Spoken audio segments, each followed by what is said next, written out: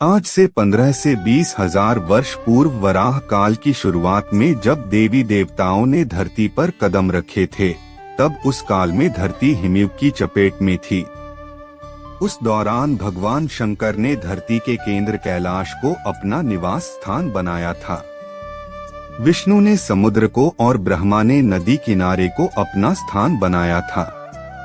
पुराण कहते हैं कि जहाँ पर शिव विराजमान हैं, उस पर्वत के ठीक नीचे पाताल लोक है।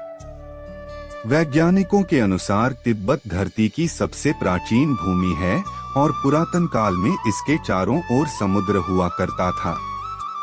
फिर जब समुद्र हटा तो अन्य धरती का प्रकटन हुआ और इस तरह धीरे धीरे जीवन भी फैलता गया।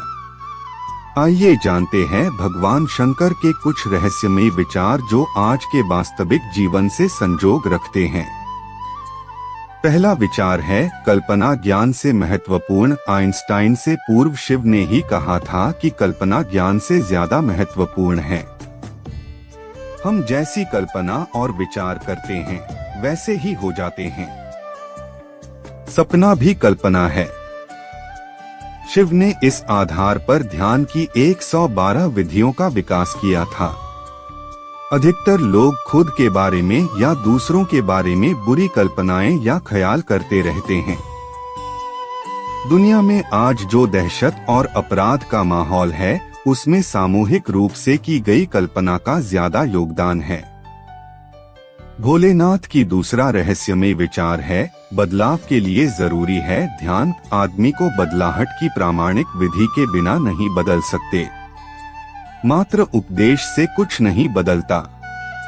भगवान शिव ने अमरनाथ गुफा में माता पार्वती को मोक्ष की शिक्षा दी थी। पार्वती और शिव के बीच जो संवाद होता है उसे विज्ञान भैरव तंत्र में संग्रहित किया गया है। इसमें ध्यान की 112 विधियां संग्रहित है।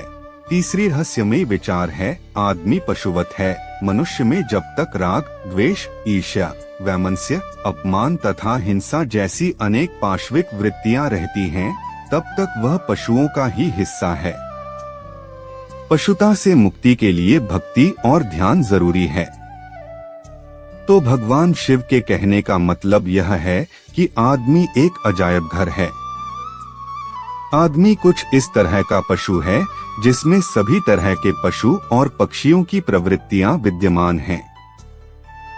आदमी ठीक तरह से आदमी जैसा नहीं है। आदमी में मन के ज्यादा सक्रिय होने के कारण ही उसे मनुष्य कहा जाता है, क्योंकि वह अपने मन के अधीन ही रहता है। चौथी विचार भोलेनाथ जी ने कहा है जीवन को सुखमयी बनाने के लिए भोजन और पान पेय से उत्पन्न उल्लास, रस और आनंद से पूर्णता की अवस्था की भावना भरें, उससे महान आनंद होगा।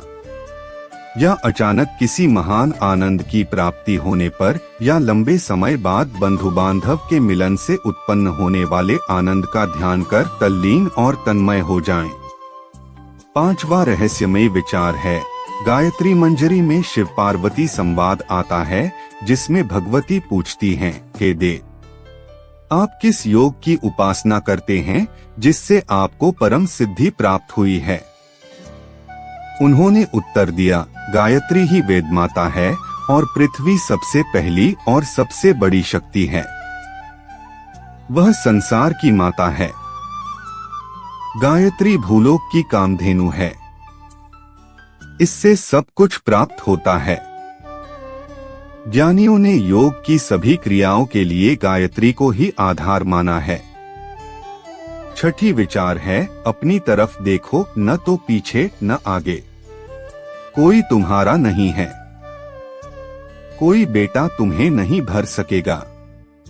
कोई संबंध तुम्हारी आत्मा नहीं बन सकता। तुम्हारे अतिरिक्त तुम्हारा कोई मित्र नहीं है। शंकर जी की अंतिम विचार है प्रकृति का सम्मान करो। प्रकृति हमें जीवन देने वाली है, इसका सम्मान करो। जो इसका अपमान करता है समझो मेरा अपमान करता है। दुनिया का हर काम प्रकृति के नियमों और तरीकों से ही होता है, लेकिन अहंकार से ग्रसित लोग ऐसा मानते हैं कि सब कुछ वही कर रहे हैं। तो आज की विचार आप लोगों को कैसा लगा जरूर बताएं और भोलेनाथ जी के लिए कमेंट में हर हर महादेव जरूर लिखिए दोस्तों।